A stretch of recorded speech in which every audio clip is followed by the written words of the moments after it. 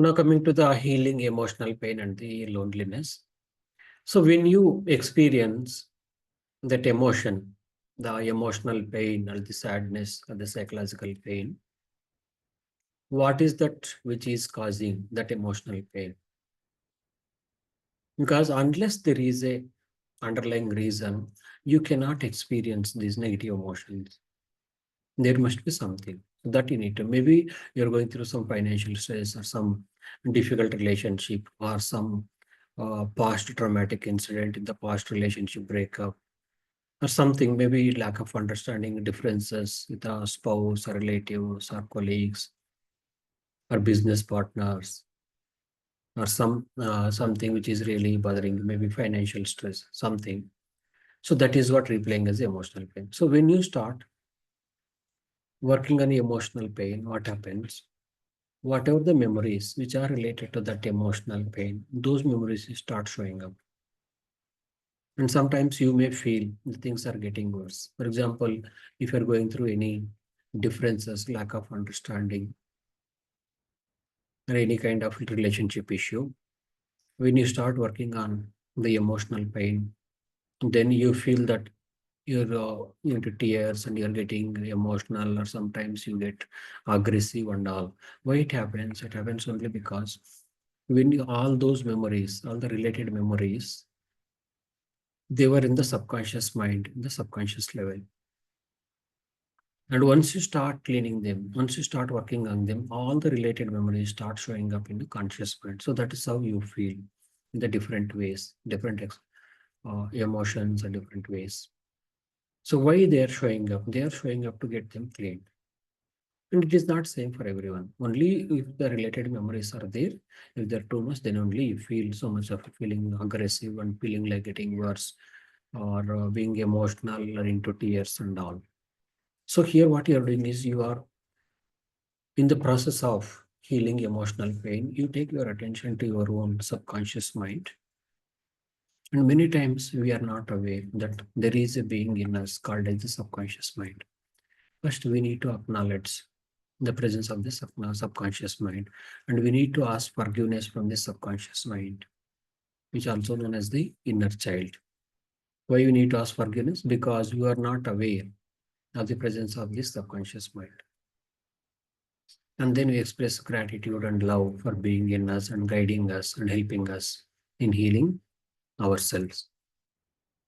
So then you start developing relationship with your subconscious mind. You means consciously doing the mother, conscious mind. Subconscious is the child. So mother is speaking to the child.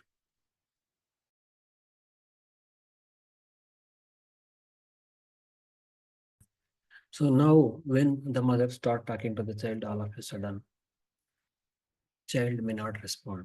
So it may take time. Keep talking to your subconscious mind, the inner child.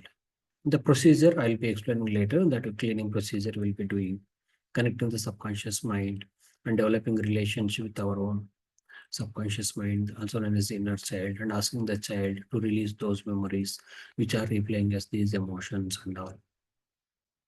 So once the mother starts communicating with the child, initially it may be resistance may be there, but over a period of time, once the relationship becomes stronger, once the bonding between the mother and the child becomes stronger, then the subconscious mind, the child, starts helping you by releasing those memories which are replaying as those emotional pain or negative emotions.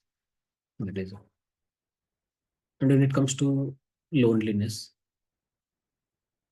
loneliness is because of holding on to some kind of unforgiveness. In most of the people, they're going through unforgiveness towards themselves or any other person. If you're holding on to any kind of unforgiveness, you need to let go, because unforgiveness is a major money block. As long as you're holding on to any kind of unforgiveness or grudge or hatred, anger towards any other person, it is not only hurting you emotionally, it is also causing the money blocks and financial difficulties. So it is very important to forgive each and every person in your life. The life is short. Don't develop the grudges and all the hatred and the unforgiveness. Don't carry those negative emotions. Just forgive them and let them go. It doesn't mean that once you forgive them again, you need to get them back into your life. It is not like that. If they are really contributing relations, they will come back to you and you start living with them together happily. If they are not contributing for you, they will go away from your life without any kind of disturbance. So forgiveness is very important. Whether you want to get that person back into your life or not, forgiveness is all about you. So you need to release any kind of negative emotions towards any other person by taking 100% responsibility. See, if someone is behaving in a way where you are getting hurt, someone is speaking or abusing you or doing something, whatever may be the way the person is using to hurt you, to cause pain to you, is only there in your life to teach a lesson. Because this situation in your life is there to teach a lesson. No experience is given to you unless it is really needed for your growth. If you're going through any toxic relationship, if you're going through any difficult relationship, lack of understanding, that means there is a lesson out of that which you need to learn. Can you hear me? Is the audio clear? Thank you. So once you release the unforgiveness, once you start practicing forgiveness, forgiving yourself and each and every person in your life, then you start experiencing the peace. When you are peaceful, then you will be able to do the things in a much better way. When you are totally disturbed, when you are distracted with all the negative emotions, when you start doing something, some job, the outcome of that job, you can compare with the same job when you're really calm and peaceful. How difference is there? How much difference will be there? So as long as you're holding on to any kind of unforgiveness, you'll not be able to focus on the thing what you are doing.